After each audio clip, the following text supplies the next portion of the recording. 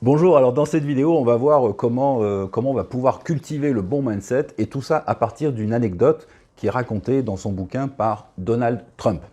Alors oui, je sais, Donald Trump, il n'y a personne qui l'aime, c'est le méchant, c'est le mur du Mexique, c'est le mec qui fait n'importe quoi, etc. Bon, moi je te parle pas de ça, je m'en fous de ça, je te parle pas de ça.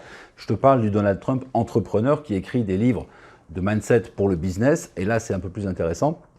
Et dans ces livres, j'ai récupéré une petite anecdote, et cette anecdote, je vais te la donner. Donc, laisse un peu ton mental de côté, tu vois, au sujet de Trump, laisse un peu tes croyances, etc. et profite plutôt de l'histoire. Mais tout à fait. Avant ça, je vais laisser la parole à mon amie Karine qui va t'expliquer comment faire pour recevoir en fait toutes les vidéos que je vais proposer ici sur la communication, le mindset, le copywriting, l'emailing, le marketing et aussi un peu de lifestyle. Karine va te dire tout ça très rapidement. N'hésite pas à cliquer sur le bouton en dessous.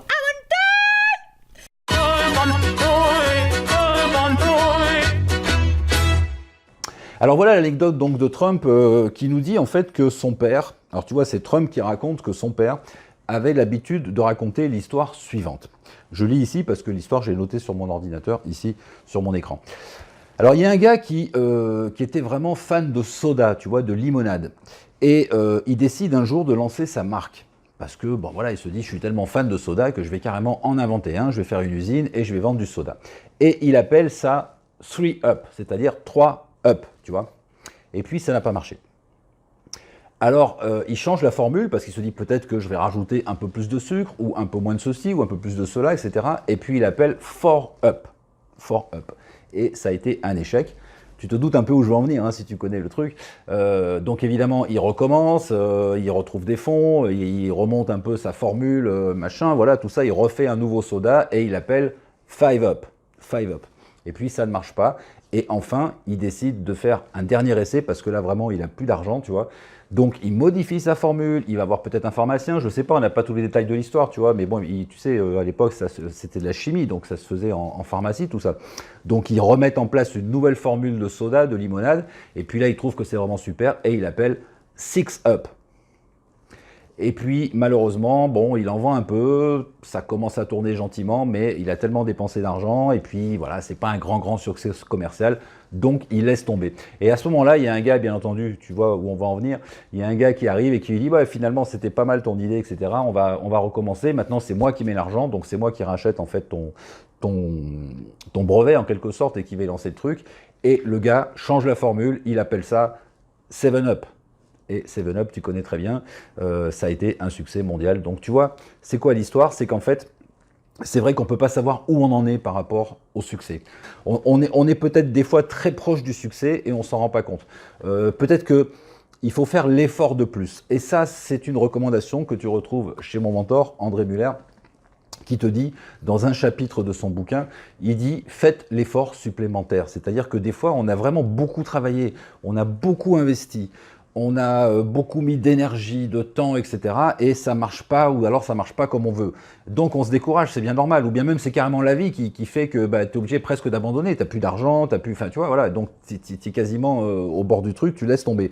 Et en fait, c'est à ce moment-là que peut-être, ça vaut le coup de faire l'effort de plus. Alors c'est délicat, parce que faire l'effort de plus, c'est aller encore plus loin et peut-être donc prendre encore un échec supplémentaire, ou bien dépenser encore plus d'argent et de temps et d'énergie, mais on ne sait pas, voilà, on ne sait pas. Donc tu vois, cette histoire de 7 Up, elle est assez marrante et tu peux la garder en tête. Peut-être que tu en es à ton 3 ou à ton 4 Up, tu vois, et peut-être qu'il faut encore 2 ou 3 échecs. Ça arrive très souvent dans la création de produits. J'ai pas mal de clients en fait qui lancent des produits, qui sont très enthousiastes, tu vois, sur leurs produits, sur leur offre internet, sur ce qu'ils ont à une formation, ou bien un coaching, ou un présentiel.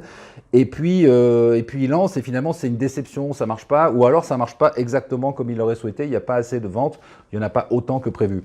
Et donc, ils sont déçus, et ils passent par une phase qui est tout à fait normale, qui est une phase de déception, de découragement, voire parfois même d'abandon, tu vois. Alors que, quand ça ne marche pas, il faut relancer immédiatement. C'est-à-dire qu'à la limite, il n'y a même pas à relancer immédiatement, c'est relancer juste au moment où on a commencé à lancer. C'est comme ça que je fais avec tous mes produits. Je lance un produit Et dès que je suis, enfin je crée un produit, pardon, dès que j'ai fini la création de produit et que je suis en période de lancement de ce produit, eh bien je crée un autre produit. Ce qui fait que je suis dans une dynamique de création d'offres, alors même que la première offre, elle n'est pas encore, on n'a pas encore son résultat. On ne sait pas si ça va être un succès commercial ou si ça va être un flop ou un demi-échec. Voilà. Mais finalement, ça n'a pas d'importance. Je suis déjà parti sur la suite. Et ça, c'est une deuxième recommandation de mon mentor d'André Muller qui est de dire prépare la suite. C'est-à-dire que quand tu es en train de faire quelque chose, quand tu as fini ou presque fini, commence tout de suite à enchaîner. Tu vois, prépare et enchaîne la suite. Parce que tu vas être dans une dynamique de création et peu importe ce qui s'est passé. Si ton premier produit, par exemple,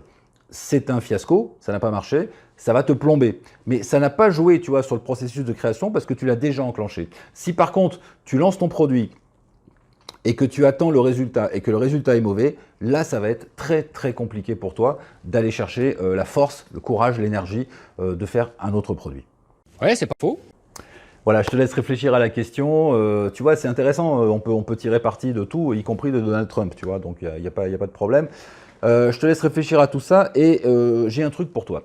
C'est pas vraiment un cadeau parce que tu sais, j'ai pas prévu sur mon site de cadeaux, de PDF, de vidéos, de coffrets, de je ne sais quoi. En fait, sur le site, il n'y a pas ce genre de choses. Mais il y a bien mieux que ça. Donc, tu devrais aller faire un tour et vas-y, va voir ce qui se passe. Allez, je te dis à bientôt. Ciao.